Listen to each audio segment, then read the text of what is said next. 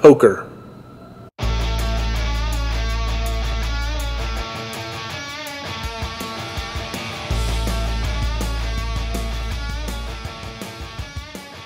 Hello everybody in the vlog land. My name is Adam Root, as you know, and I am joined today by Rain Delay. Rain Delay Dan Chambers. You all know him from Bally's. Here I have the Queen 10 offsuit. Dan, talk about how Queen 10 is better than most hands. Well, in the spectrum of all the hands, Queen 10 isn't too bad. No, the computer hand is Queen 7, so this is far better than that. This is way better than that. I raised it up, Dan, and everybody called, and then that was the flop. It's a pretty good flop. That's pretty good. You got top pair here. You got Queen of Diamonds, which helps on 2-diamond board. Yeah, so when they all checked me, I'm going to fire out a wager. And the wager that I chose for this particular hand is going to be a mystery. There it is, $45. Dan, you like that bet? I do. Seems like a solid bet. You'll find that most of the plays that I make in this this vlog, Dan, are going to be of the solid variety. The person down there that called me from the one of the blinds, her name is Courtney. She's a fan of the friend of the vlog. She was the one that I played in that bomb pot a while back, if you guys remember. Anyway, turn card king goes check, check. River card ace, Dan, that gives me what they call the nuts. After the big blind checks, I fire out a bet of $20, and she immediately folds, which probably means that she was maybe on a missed diamond draw or something. I don't know. Yeah, well, the fact that she folds for $20 means that you probably got max value out of that hand. So yeah, well, yes. So moving on to this very next hand, I'm going to have a very similar hand, Dan, but this time it's suited. Ooh, Queen 10 hearts, pretty. Yeah, I'm not specifically making a vlog of all Queen 10s. It just happens to be the hand that I have been. Is this the last Queen 10 that we'll be seeing? This is the last Queen 10 that we will be seeing in this vlog, but maybe in others. But me and you were recording this from Vegas, and I've probably played a lot of Queen 10s in the last week. Oh, we got a little open-ended action here. Yeah, open-ended backdoor hearts. I also can make backdoor trips, backdoor two pair. A lot of stuff going on here, Dan. This guy led into you. Is that what this is? Yes, it was a $15 bet into me, and then I called the bet, and then on the turn card I get more outs if I'm beat, and he bets 25. Would you raise? I think I like a racer. I might actually consider raising the flop. He donked into you, right? You were the pre-flop raiser? He did donk into me. But I would probably raise here. Well, aren't you going to be surprised when you see that that's exactly what I do? Perfect. Let's see how this shakes down.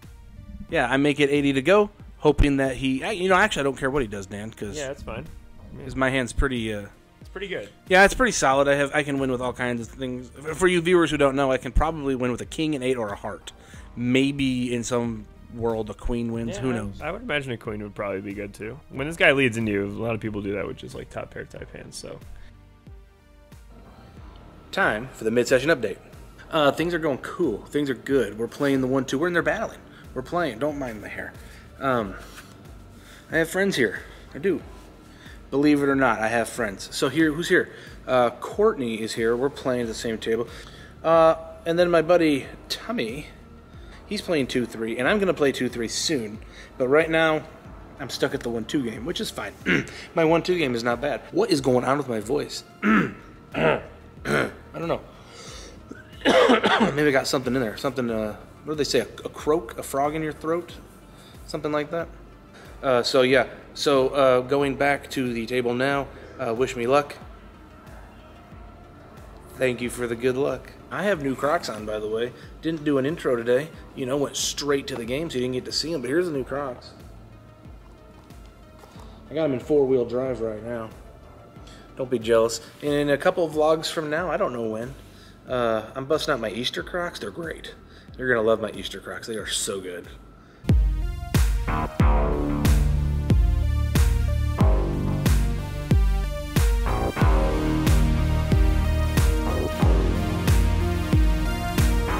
Everybody's limping into this pot, Dan. Everybody. Well, and when I say everybody, not one person. Under the gun raised to 10, and then the middle and the hijack player called. And I looked down at 2 9s, and I decided that 55 is an appropriate play. Your thoughts? Okay, I don't mind it. With all the dead money out there, I don't mind the little squeeze play with 9s here. Not too bad. You don't mind limping? You mean calling the 10? Yeah. You could always call it 10. This is at the Ameristar here, so it wouldn't be remiss of you to just flat with the 10, but I like the raise. There's no way my vlog watchers know what remiss means, Dan. So I have pocket nines. Like I said, we get it all in pre-flop for not very much money. And, of course, he's going to win with the 9-5. Yeah, that's impressive against your specific hand. It's difficult to do. That is a very unlikely hand for my opponent to have. But it is. I would say that's probably very true. But he had it, so as Grace always says, he who wins the pot, he or she who wins the pot, played it right. So here, under the gun, that dude in the blue shirt down there, he is a tight MFer. Yeah. And you just know? Oh, I know. No, I don't know. Yeah. No, he is a tight MFer. So he makes it 11, the hijack makes it 11, and I decided with my ace deuce, I have ace removal, Dan, that he's going to, a lot of the time, just, get out of Dodge here. I think I'd raise a little more. 35 seems a little small because you're probably going to get called a lot. And obviously the idea with this raise is not to get called. So okay, well, that's – no one asked you, but that's fine. So we get you remember that guy who had the 9-5, Dan? Yeah. Yeah, he decides to back raise all in again. Okay. So we have to put him on a really good range. Yeah, really strong, solid range. So you just had to re-raise here, which I do like. Yeah, I come in for 175. Get that original under the gun opener out of there. That's the plan, and I imagine he's going to fold just about anything, because, like I said, he is tighter than a nun's beaver on Good Friday. What you said. Yeah. Okay. So he, of course, makes the call, proving me wrong. Remiss. I was remiss. Yes, remiss. We see a flop, Dan, of 3, 9, 10, 2 diamonds, and once you get to this point, there's no giving up, right? No. You how much do you have? You got about 212. Pot was 430 or something like that. Yeah, only one play here, Rude. Only one play, and you make it. Yeah, and what I want to happen, ideally, Dan, is what I want him to happen is him to call and him to have like kings, and then the board to come deuce deuce. That's what I want. Okay. But if he folds, I'm okay with that. That folding would be the best case scenario. Yeah. But no, best case it comes deuce deuce and then he gets max pain. But he eventually makes the call, which is whatever. I mean, I'm going to have to hit, obviously. He probably has a hand like Jackson. You just need to hit an ace or a diamond. Here is a deuce. Oh, one deuce. And a 9. Oh. So now watch this. Watch him closely. I flip up my hand. He sees my hand, and then he acts beat, and he goes, dang it. He does pick up the cards. I've seen that many a time where they pick it up and look at it, and I know that look, and I don't. Do you think he knew he had the best hand, or he looks a little confused there? I don't know. He was a nice person, so I doubt he was slow rolling. Yeah. Maybe he's just maybe it took a little time to process the situation. A lot going on in a short period, so that could be exactly correct. Now here I have everybody's favorite hand on the button, a couple deuces. I decide just to flat. Hey, they never loses. Sure. Well, sure.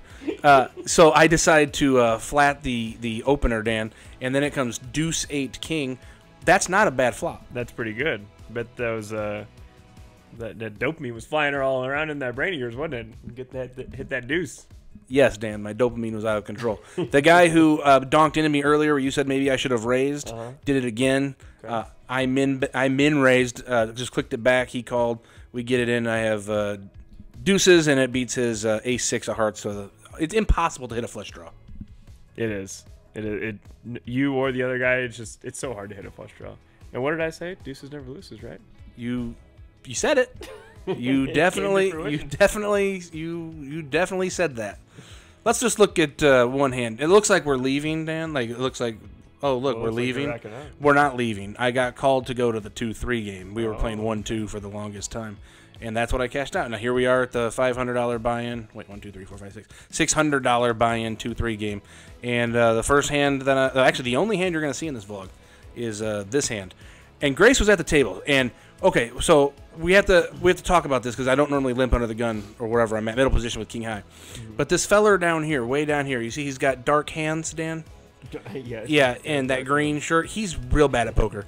And he was doing really crazy things. So you wanted to be in the pot for as cheap as possible so that you could afford to call his nonsense. Okay. And so what's going to happen here is I flop the second nut flush draw. Do you agree? Right. Yes. And it's going to go checkity, checkity, check, checkity, check, and then the baton bets $20. It's going to go fold to me, and I can't go anywhere. And the reason I don't, well, one, I don't think there's any reason to raise, but one specific reason that you taught me a long time ago, Dan, is it's not good to go crazy with flush draws on ace-high boards. Well, especially when the ace is not of the suit, because this person can very easily have the ace X of spades here. So yes, correct. So I listened to what you said, and I just called. It goes checkity check, and then he bets 40, and there's 118 in there, Dan. Only 40 to call. That seems like a call. Seems like a very reasonable price you're getting here.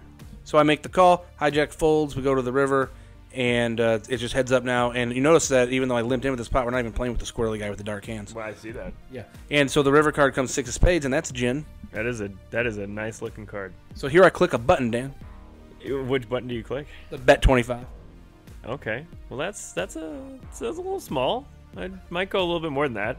Yes. I mean, you want to make all these check calls to hit the flush worth it. You know, I'd advocate for a little bit of a bigger bet here, but well, imagine my surprise when he makes it 150. Part of the reason that I do these small bets sometimes, Dan, is I want to confuse my opponent to think I don't have anything, and then they raise with garbage. Okay.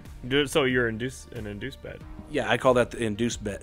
And so he makes it 150, and I just take a little bit of time and make the call, and then he shows me the stellar news that he has the ace-10 of spades. Yes. So raising the flop, Dan, would not have worked. The vlog is over. I won $75. See you next week. Like, subscribe, and comment.